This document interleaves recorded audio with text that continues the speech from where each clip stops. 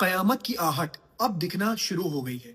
और ये दिखना शुरू कहाँ से हुई है? टर्की के कोनिया स्टेट में। टर्की के कोनिया स्टेट के जो फार्मर्स थे, जो वहां खेती करते थे, उनके खेतों में सिंक होल बनना स्टार्ट हो गए हैं। जमीनों में गड्ढा होना स्टार्ट हो गया है। और ये गड्ढा छोटा मोटा नहीं, 100 फीट गहरे गड्ढे हो रहे हैं। और ये गड्ढे क्यों हो रहे हैं, अभी तक कोई इसका क्लियर एविडेंस नहीं दे पाया है। साइंटिस्टों का ये कहना है कि टर्की के कोनिया स्टेट में जो पानी नहीं बरस रहा है और लोग जमीन से जो हद से ज्यादा पानी निकाल रहे हैं, वजह ये है। लेकिन दोस्तों, अगर ये वजह है तो एक ही शेप, एक ही साइज के 700 गड्ढे कैसे बन गए?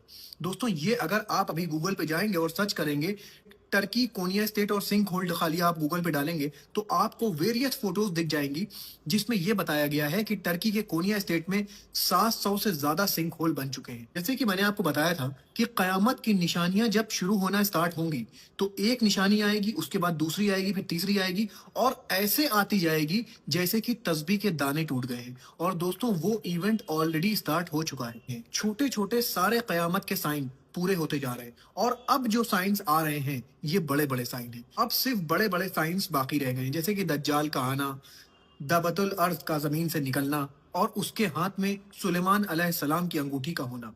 दोस्तों, ये सब इवेंट जो बहुत बड़े बड़े इवेंट हैं, ये अब होना बाकी रह गए हैं। दोस्तों, हदीसों में बताया गया है कि कयामत से नजदीक जमीन धंसना शुरू हो जाएगी और जमीन टूटना शुरू हो जाएगी और बड़े बड़े भूकंप आना शुरू हो जाएंगे। भूकंप तो आप देख ही रहे हैं कि आए रोज कहीं ना कहीं भूकंप आता रहता है। अब जमीनों का धंसना भी शुरू हो चुका है।